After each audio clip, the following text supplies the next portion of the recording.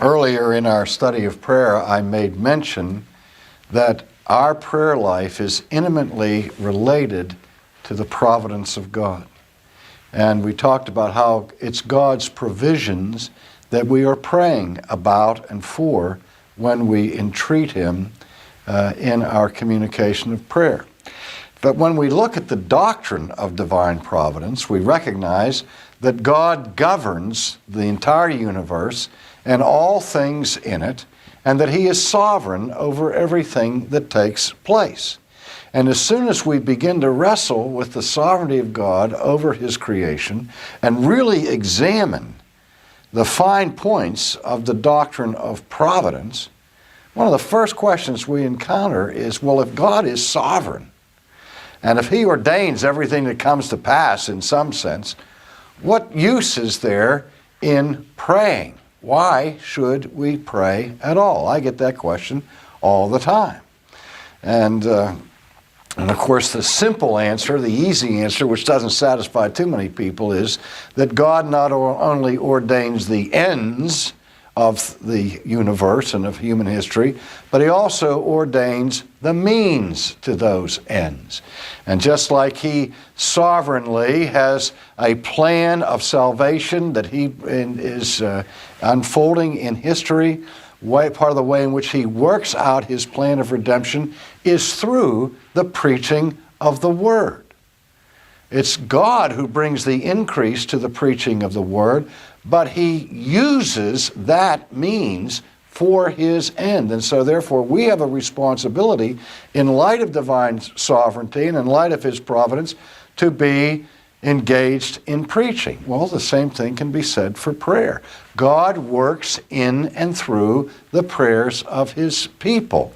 And so it's not that the New Testament says, well, God is sovereign, so you can just go back and put up your heels and take a nap and don't be engaged in preaching or in praying or in any activity. On the contrary, it's because God is sovereign that we get so excited about the whole role of prayer, because in His sovereignty, He has so designed His plan of salvation as to work through the prayers of His people. And that's why the Bible again and again encourages us, not only encourages us, but commands us to be actively involved in prayer. Well, then the question comes, well, do you mean then, R.C., that prayer changes God's mind? I get that question a lot. Let's look at that. Does prayer change God's mind? And I said, well, if we ask the question in that manner, obviously, to ask that question is to answer it. I mean, the only answer I can give to it is not simply by saying, no, prayer doesn't change God's mind. The only real answer I can give to that question is, of course not. What could be further from your imagination than that your prayer or my prayer would have the power or the influence to change the mind of the Almighty? I mean, just think about that for just 2 minutes, and you will see that to ask the question is to answer it. Because what would have to happen for God to change His mind?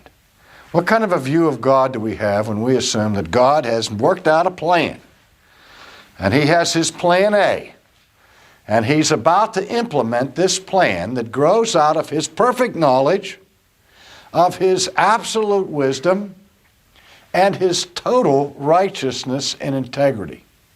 So He's utterly incapable of having an evil design, and He's incapable of having a foolish plan, isn't He? And so He has His plan A, and He's going to implement it, and then all of a sudden, something He hasn't anticipated takes place. You begin to pray. And you say, well, God, could you please change this plan a little bit? I would prefer that you do it a different way. Have you considered this, and have you considered that? And suddenly, you're God's guidance counselor. And you get Him to change His mind because you persuade Him that His first plan was not a good one. Or you give Him information that he lacked before you talked to him? Now think about it. What kind of a God do you have if you think that you have to inform him of the details of what's going on down here? Well, the scriptures tell us that the Lord knows what you need before you ask of it. And what's the conclusion? Therefore, you don't need to bother to ask. Isn't that amazing? That the Father, who knows everything about it, he knows every hair on your head, he knows every thought in your mind, every word that is going to, before it's even formed on your lips, he knows what you're going to say before you say it. There's nowhere that you can escape from his presence. He knows you inside and out. And he knows what you need, but he still says, come and tell me what you need. Now, beloved, when he does that, that is not for his benefit. It is not for his education. And it's not for his edification. Who's it for? The answer's obvious, isn't it? When he asks us to come and tell him what our concerns are and our needs, he's inviting us into the sacred presence of the Almighty in heaven itself and to say, come and talk to me.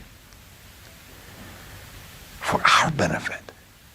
Because we walk away from that communication, from that experience of speaking our needs and our concerns before the Lord, encouraged and at peace because we have been with him in that discourse. But let's not flatter ourselves to the place where we think that our wisdom is greater than his wisdom, or that our knowledge is such that we can give him information that he didn't previously have. Well, again, when I give that kind of an answer to people, to the question, does prayer change God's mind? When I say, no, it doesn't change God's mind, because God's mind knew what you were going to pray before you prayed it.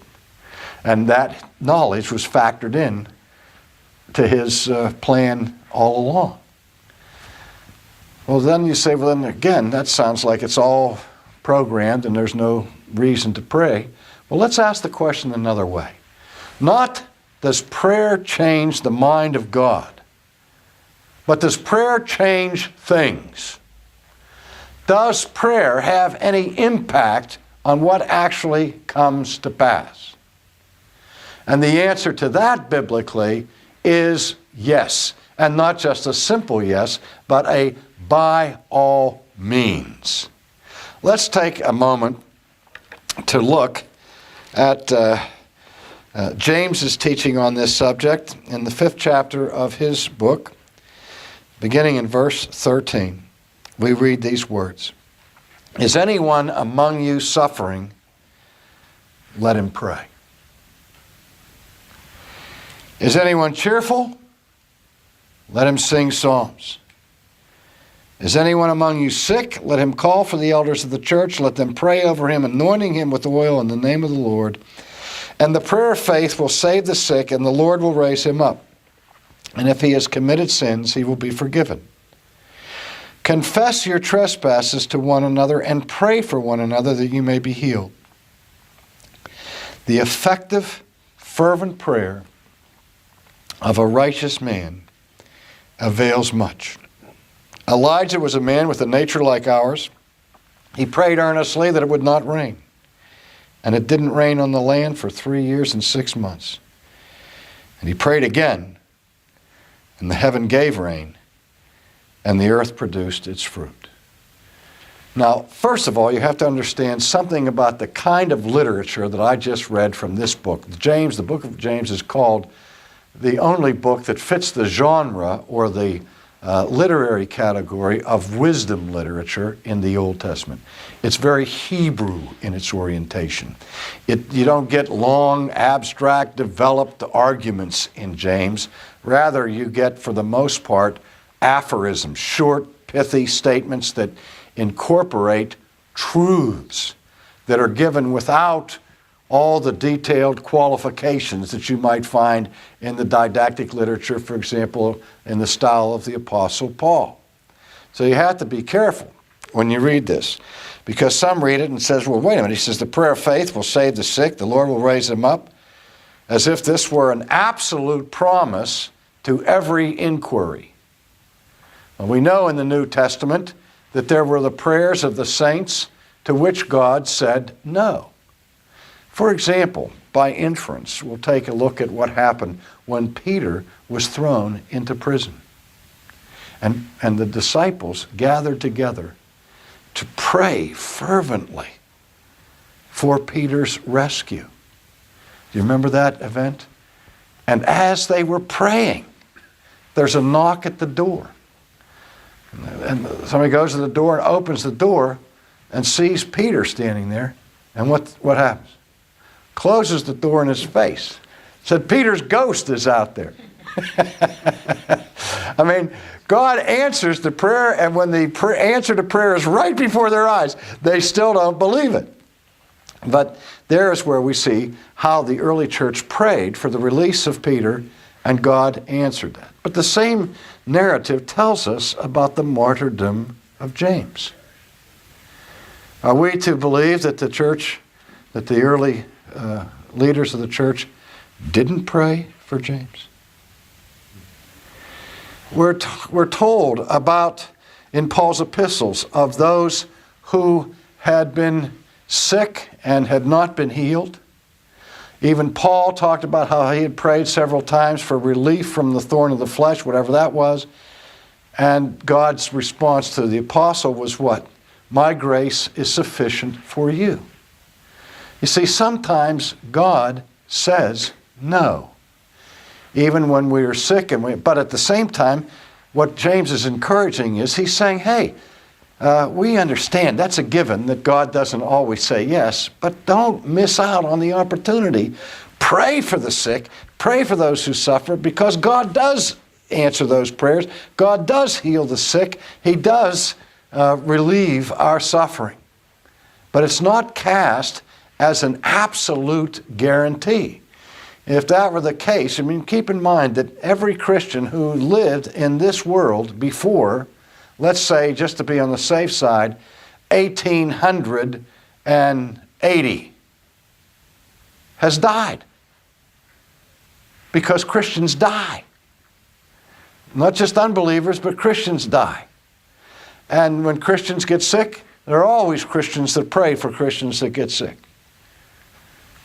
And at some point, the Christians die. And that was true of every apostle in the New Testament.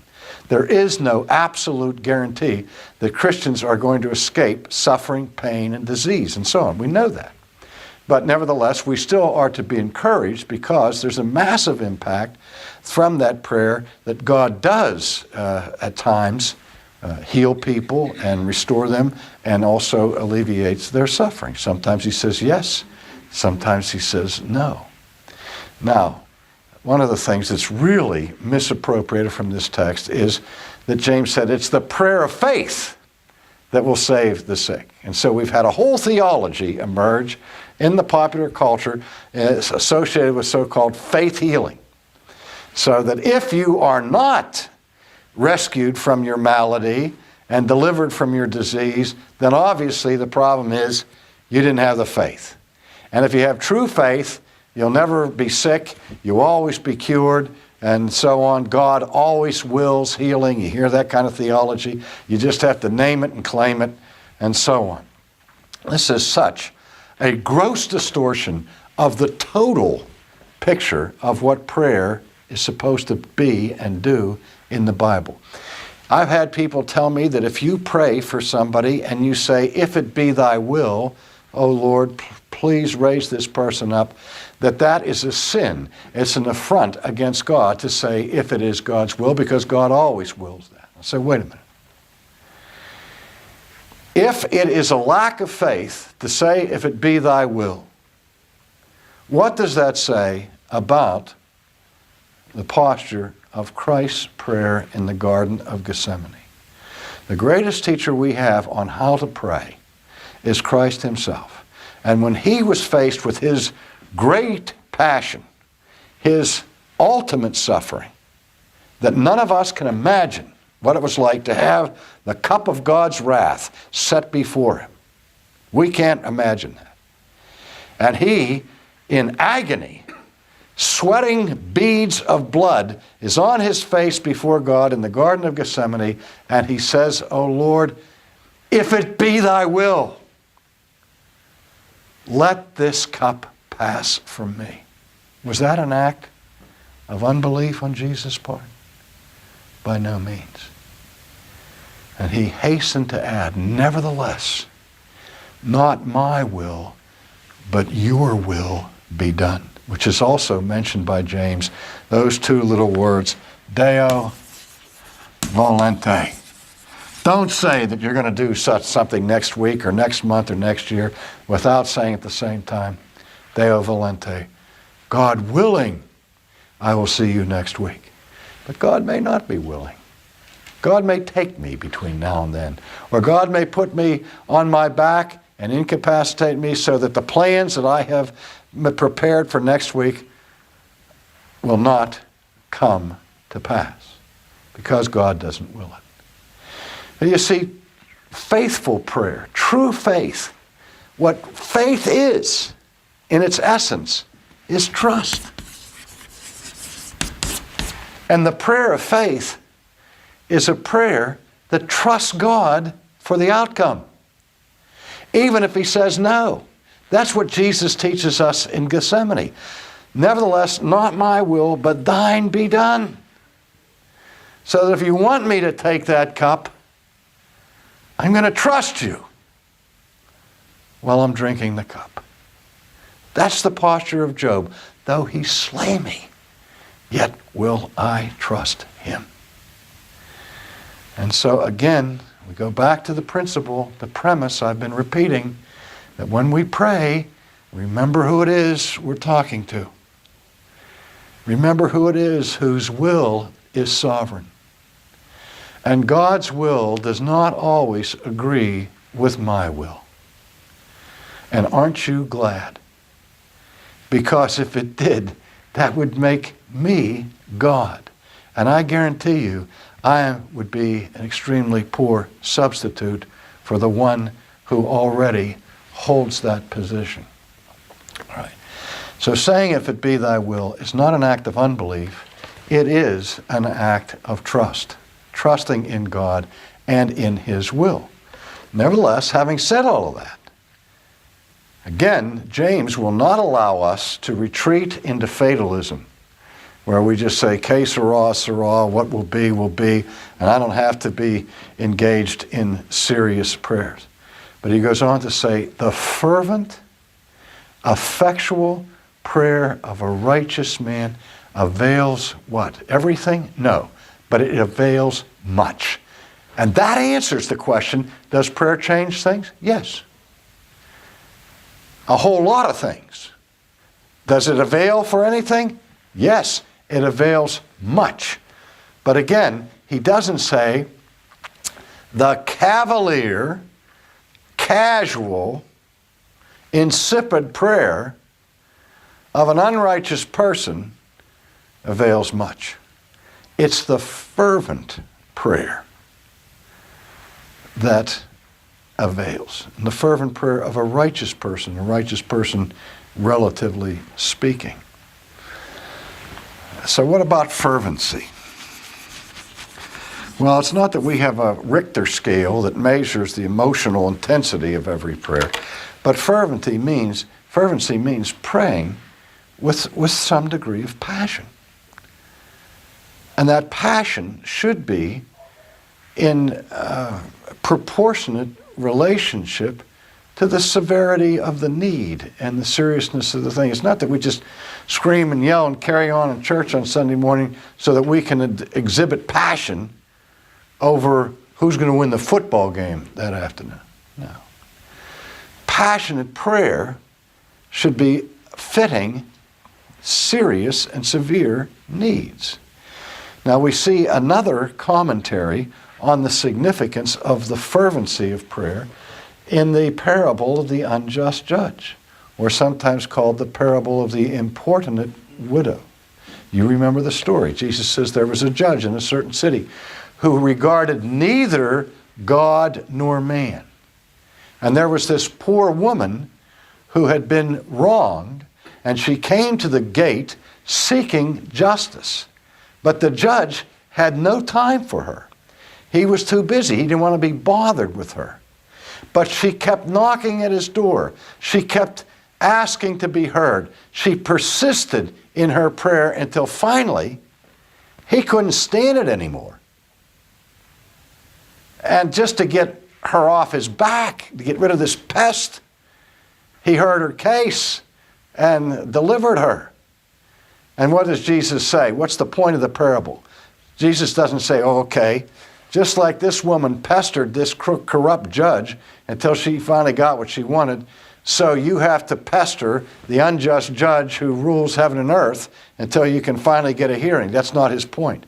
His point is this: if even corrupt judges in this world from time to time will hear somebody's prayer, how much more will the true judge of heaven and earth, who has no corruption in him at all, hear your prayers? And he asked the rhetorical question, will not God vindicate his elect who cry out to him day and night?